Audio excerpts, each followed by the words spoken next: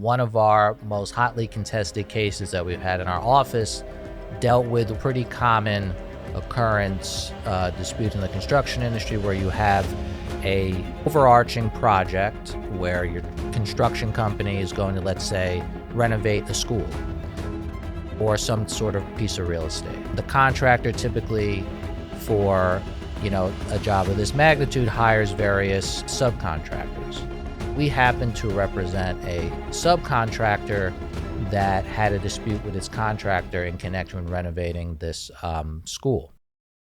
In reality, outside of the legal world, the contractor put itself in a very bad position because they had to meet their deadline with the real estate owner, and our obligation was for us to say, wait a second, contractor, you didn't tell us, you didn't give us sufficient information for us to meet our deadlines. So what wound up happening? The subcontractor expended all this material, all these goods, all this time and money, and the contractor terminated the agreement because it needed to meet its internal deadline with the real estate company. The school district did not care what the agreement was between the contractor and the subcontractor. That obviously is unfair to our client. And we argued contractor did what was in its best interest, but what we say violated its contractual obligations to us, the subcontractor. So we sued the contractor, claiming non-payment and that they didn't timely give us, the subcontractor, the materials we needed to meet the construction schedule that was between us, the subcontractor, and the contractor. And those are really cases that are, what we believe, very common, and especially in this instance, something that the subcontractors really can be successful as long as they aggressively litigate it. Here's another interesting case at the firm.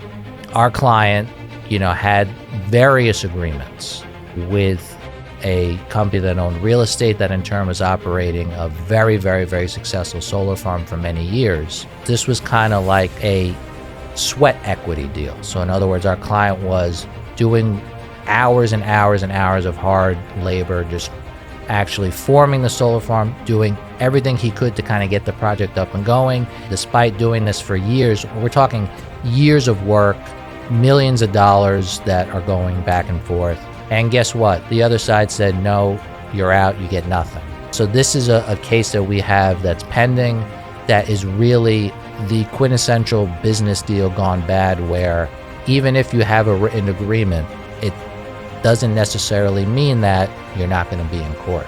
This is kind of the unfortunate case where, despite the words saying what they say and the years of hard work, our client has yet to be compensated because the other side is just not abiding by his contractual terms. This is a pending lawsuit where our company is allegedly, we say he's a member of a company that owns one of the largest solar farms in New York State. The written agreement that they had, he could exercise an option, which we say he did, to get an equity interest in the solar farm.